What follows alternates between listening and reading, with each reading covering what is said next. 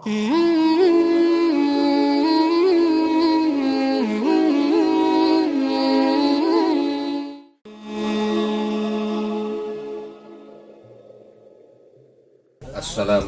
warahmatullahi wabarakatuh. Rabbi shrah li sadri wa yassir li amri wahlul 'uqdatam min lisani yafqahu qawli. Rabbi yassir lana wa la tu'assir 'alaina ya karim. Wa bi hikmatika ya dzal jalali wal ikram. Allahumma iftah lana futuhal 'arifin bi rahmatika ya arhamar rahimin.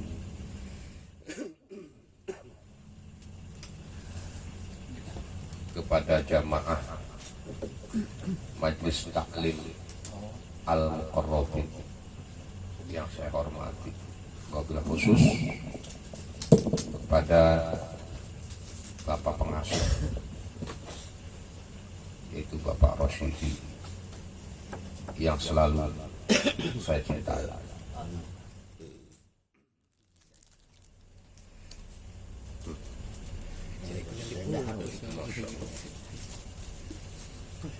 Alhamdulillah, pada malam ini, malam Jumat, kita dapat melaksanakan sebuah kewajiban fardhu ain, yaitu thalabul ilmi. Bisa berhadapan muka, bermuwajahah. Ini semua berkat pertolongan dari Allah Subhanahu wa ta'ala.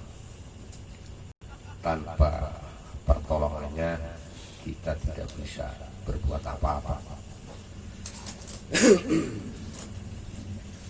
Sholawat dan salam semoga selalu tercurahkan kepada baginda kita Nabi besar Muhammad SAW beserta sahabat, keluarga, dan umatnya sampai hari ini dan akhir zaman.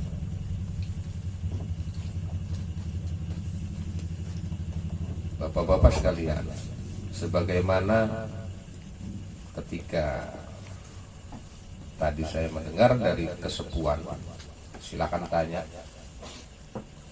diperjelas tentang apa saja, sujum.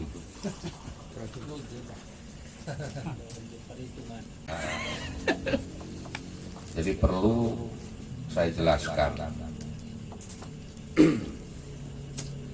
sebagaimana firman Allah, a'udzubillahi minasyaitonir rajim, bismillahirrahmanirrahim, alif lam mim, wallahu a'lamu bimuradihi, dzalikal kitabu la raiba fihi hudal lil muttaqin. Dzalikal kitabu utawi iki kitab, maksudnya kitab Quran, la raiba fihi, tidak ada keraguan lagi di dalam kitab Quran itu atas kebenarannya. Tidak ada yang bisa diragukan kebenaran tentang Al-Quran. Hudal lil muttaqin, Quran itu sebagai petunjuk bagi orang yang bertakwa. Jadi Quran itu sebagai petunjuk bagi orang yang bertakwa.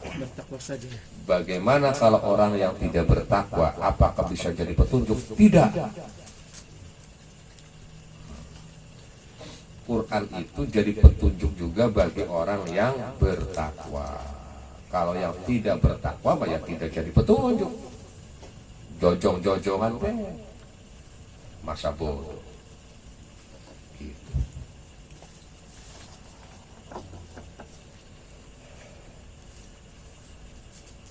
Yang disebut orang yang bertakwa itu, yang di mana?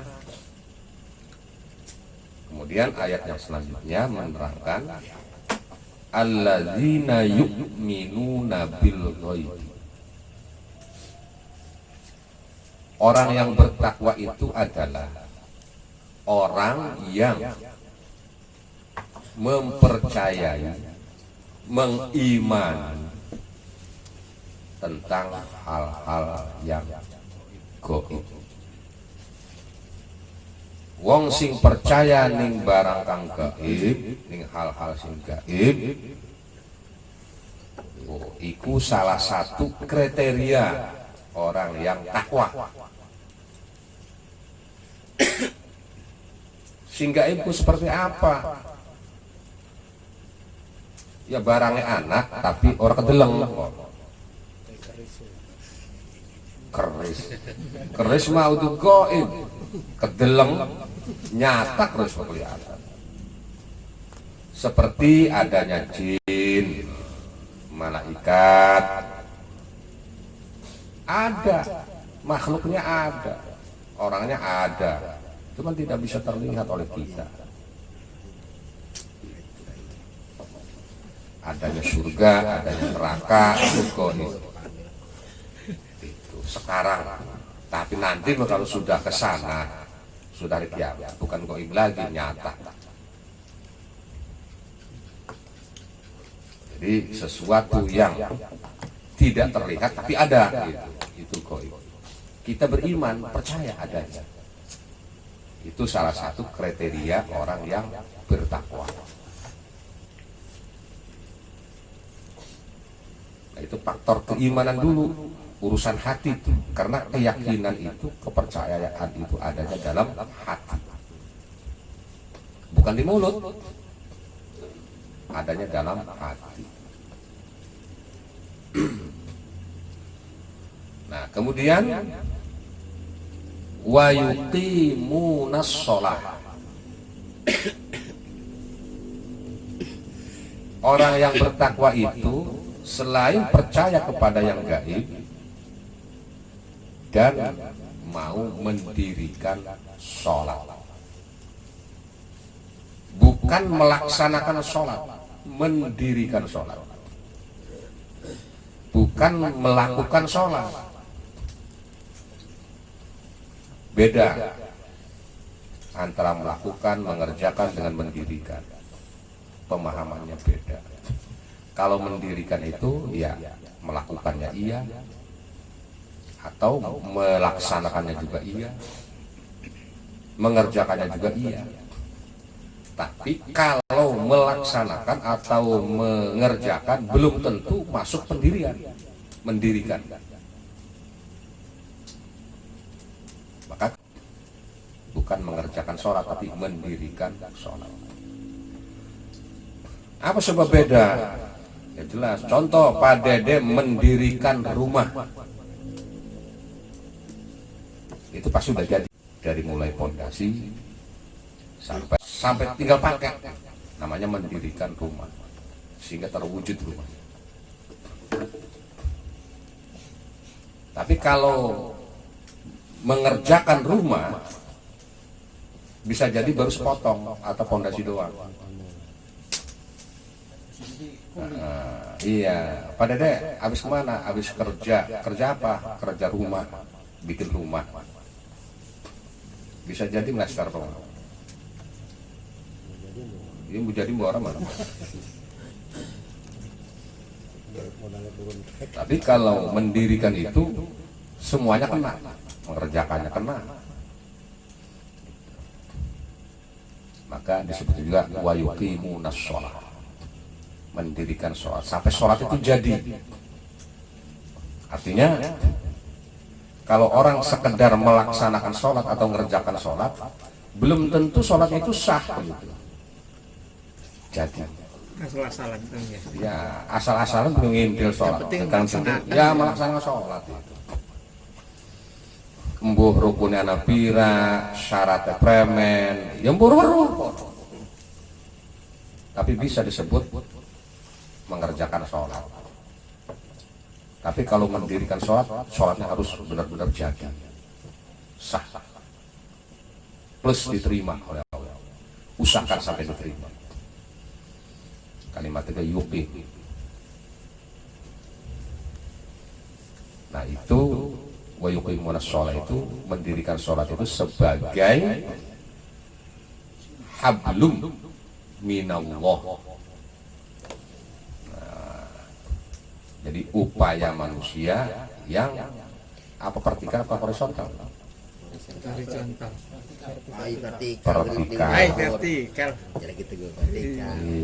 Jadi hubungan antara makhluk dengan Allah.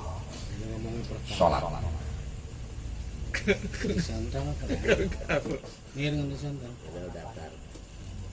Jangan tangkip. Kalau yu'minuna bil ghaibi itu urusan hati, keyakinan, keimanan. Wa yuqimuna shalah hablum minallah.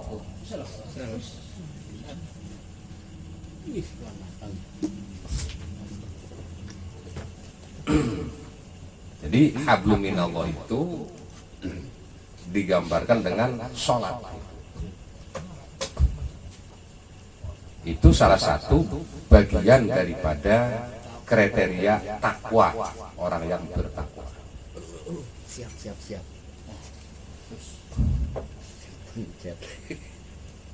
Nah, kemudian selanjutnya adalah wa yuqimuna sholata wa mimma razaqnahum yunfiqun. Wa mimma, dan dari apa-apa yang telah ku beri rezeki, yang telah ku berikan rezeki kepada mereka, yunfiqun, kemudian si rezeki itu sebagiannya, bukan sebagian, yunfiqun itu diinfakkan atau dibelanjakan ke jalan Allah.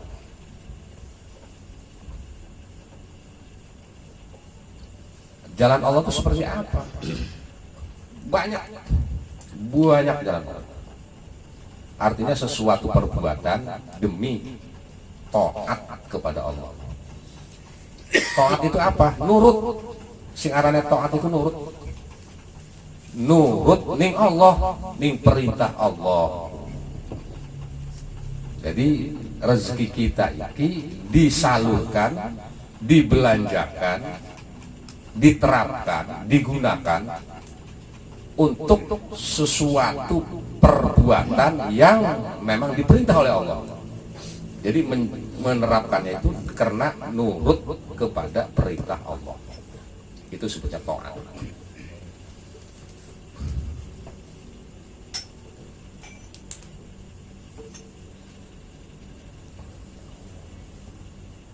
Contoh, kita punya anak istri.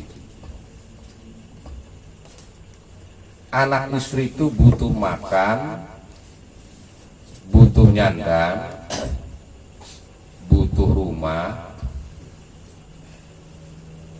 Nah, kita ini selaku pimpinan rumah tangga diperintah enggak oleh Allah untuk ngasih makan anak dan istri? Diperintah. Nah, dengan kita memberikan makan anak istri itu termasuk infak, membelanjakan harta kita atau rezeki kita ke jalan Allah karena nurut perintah Allah. Salah satu di antara nurut perintah Allah adalah memberi makan kepada anak istri kita. Nah, bukan cukup dengan makan. Anak istri butuh baju. Ya kita belikan baju. Anak istri butuh rumah, kita bikinkan rumah walaupun gubuk, ya tergantung kemampuan kita. Itulah perintah Allah. Kemudian masjid, tempat ibadah. Nah, bikin masjid itu perlu dana. Nah, kita ngebangun masjid itu diperintah oleh Allah. Perintah. Apabila kita menyalurkan sebagian rezeki kita kepada masjid, itu namanya infak, membelanjakan di jalan Allah karena taat nurut kepada Allah. Ketika ada santri dan santriwan yang miskin sedang menuntut ilmu, mereka butuh dana, butuh makan, yang dimakan nggak ada. Kita diperintah nggak oleh Allah untuk membantu mereka? Diperintah. Nah, dengan kita menyalurkan sebagian rezeki kita kepada mereka, itu tanda kita itu nurut kepada Allah. Tuh. Sebagai rasa taat kita kepada Allah, itu disebut orang yang bertakwa. Jadi banyak jalan. Nah, kemudian karena saking banyaknya bentuk infak itu atau bentuk taat itu, jadi mana dulu yang harus kita dahulukan? Yang harus kita prioritaskan itu adalah pertama yang terlihat dulu lah, yang amat penting, yang dekat dulu, yang terlihat. Kalau yang gak terlihat ya susah. Tentu yang membutuhkan itu banyak gitu. Bukan pesantren Nailul Amanah saja, banyak. Tapi kalau yang lain-lain kan kita tidak tahu apakah memang mereka itu butuh, apakah memang hanya sebagai tambahan saja, apakah memang mereka itu tidak butuh, kan kita tidak tahu. Nah, maka prioritasnya adalah ya yang sudah kita ketahui saja. Santri-santri Nailul Amanah memang sangat membutuhkan gitu. Dan kita semua tahu gitu. Dan sudah pernah menginjaknya di sana gitu. Melihatnya. Nah, itu dulu gitu. Jadi itu sebagai hablum minan nasnya tuh. Jadi yang namanya takwa itu adalah terdiri dari hablum minallah dan hablum minan nas. Gambaran hablum minallah sudah diterangkan tadi, salah satunya adalah sholat. Hablum minan nas adalah infak, yunfiqun, menginfakkan sebagian rezekinya yang telah diberikan oleh Allah.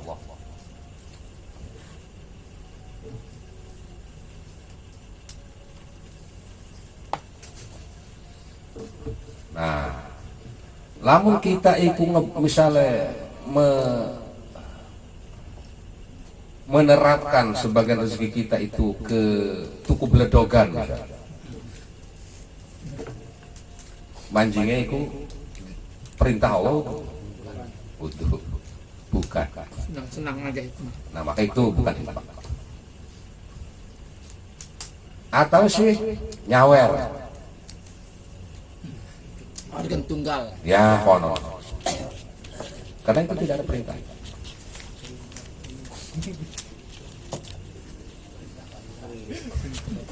Perintah. Iya. Nafsu. Atau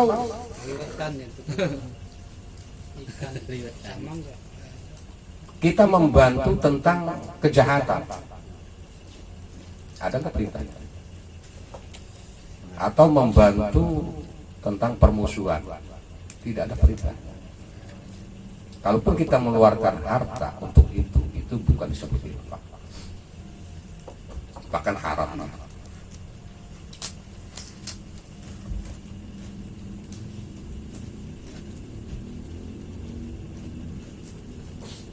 Kemudian kita punya mobil, udah punya mobil Avanza, tiba-tiba karena uangnya banyak pengen Pajero atau Fortuner. Ada perintahnya nggak? Nggak ada. Itu bukan infak. Jadi Allah apa sebagai cukup? Pengen Fortuner, Pajero, itu mau nafsu itu. Pengen di dulu.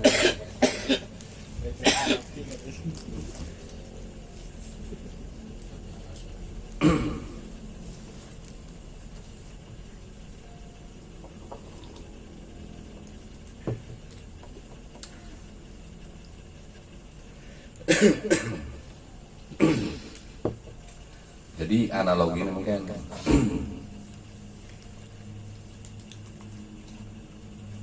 itu analogi dulu. Penjelasan yang sebenarnya adalah Mang Entin iku makhluknya Allah, hamba Allah yang ditaklif oleh Allah untuk berbuat kebaikan, menghindari keburukan. Dan Mang Entin itu dikasih hidup untuk menentukan pilihan. Kemudian Mang Entin itu diberi rezeki oleh Allah. Oke, semini ini. Silakan salurkan, nafkahkan ini rezeki di jalan Allah.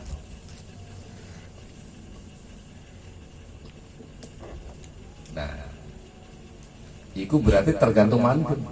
Apakah rezeki yang diberikan oleh Allah itu apakah untuk memuaskan nafsu saja? Apakah memang dibelanjakan di jalan Allah? Kalau untuk memuaskan nafsu saja, hati-hati. Itu akan menjadi bahaya, akan menjadi siksa bagi mantu. Tapi kalau rezeki yang Allah berikan kepada mantu itu dibelanjakan di jalan Allah, nah niscaya Allah akan mengganti atau menambahi rezeki itu yang berlipat ganda, dan akan selamat dan akan ketemu nanti di akhirat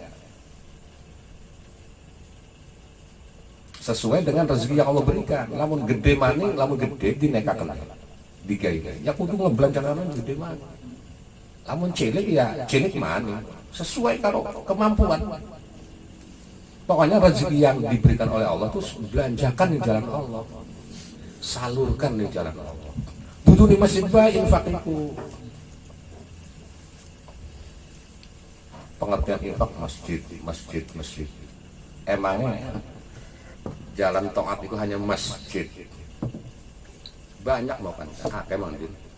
Pokoknya mah sesuatu yang diperintah oleh Allah yang berkaitan dengan materi. Nah itu disebut itu infak. Nah orang yang berinfak itu salah satu kriteria orang yang bertakwa. Sebutnya apa wong sing menginfakkan? Orang yang menginfakkan. Contoh sing zakat mujaki kan. Iya. Ya mungfiku. Anfaqo yunfiku infaqon fahuwa mungfik. Mungfik.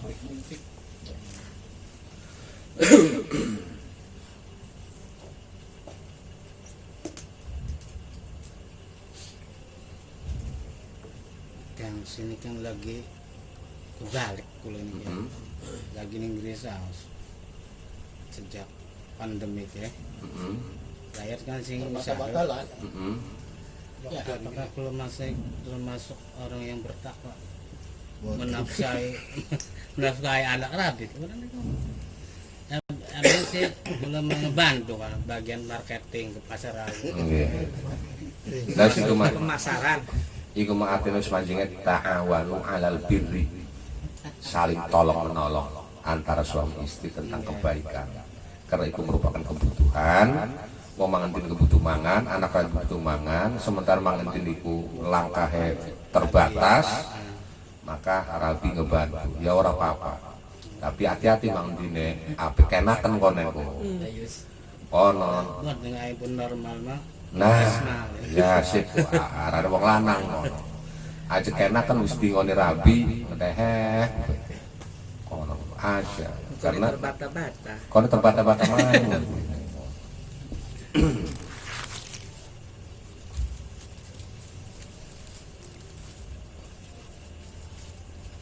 Paham Sandi? Paham ke? Karena ada mudah-mudahan udah deket normal gitu.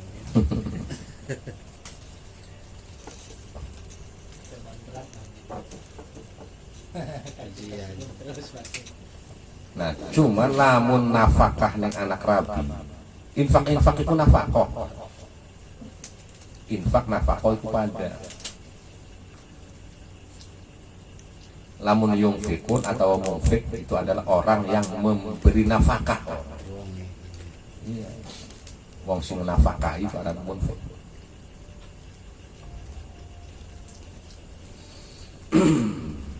arah anu kata kerjaan arahnya infak.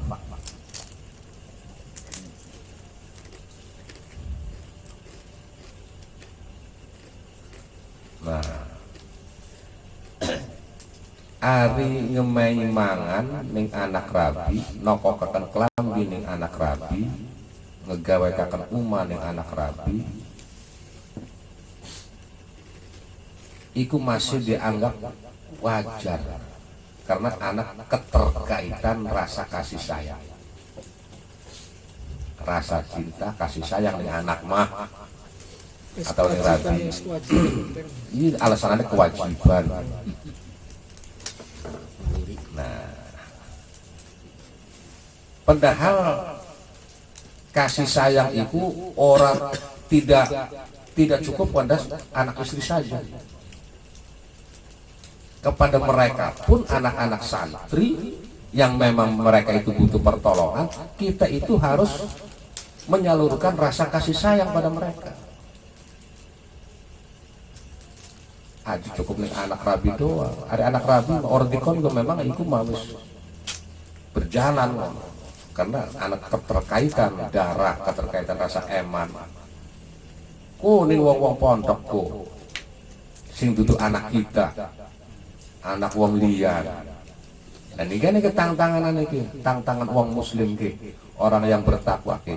Ada enggak rasa kasih sayang pada mereka?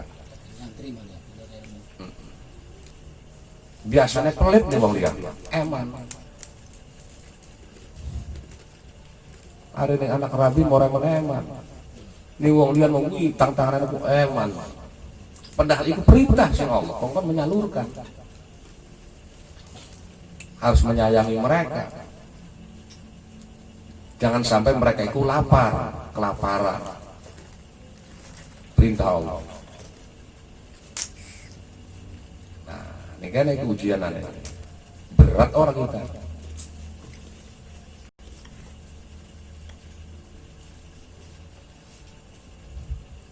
Lamun berat, eman, maka rezeki yang Allah berikan itu akan jadi bencana.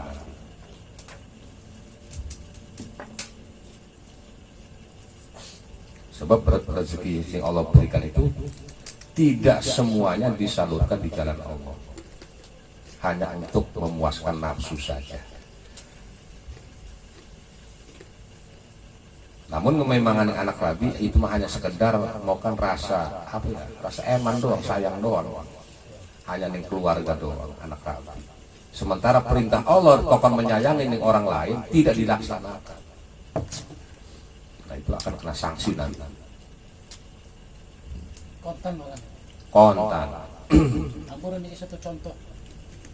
Ini sih pun belum ngobrol sekarang ke dosen. Antus rezeki dari royalti buku ini, yang kemudian rentan azab, dia bukan segera.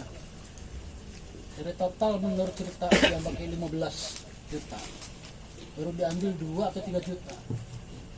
Sisa ini kok raib bilang, kelepakan tuh yang begini. Nyadar bahwa saya ini kurang sedekah, tidak segera dikeluarkan itu uang.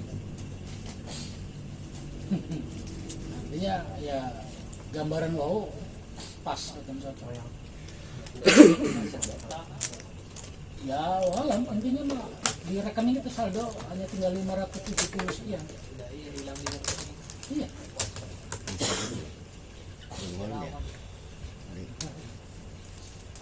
Ya, itu hanya sabab ya.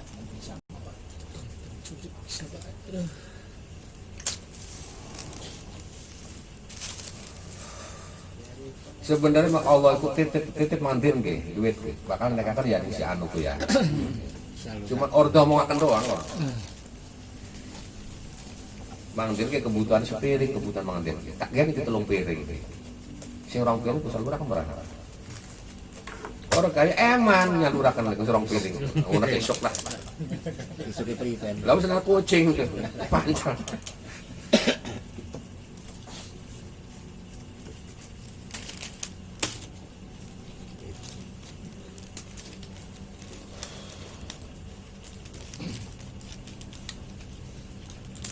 ayate akeh no.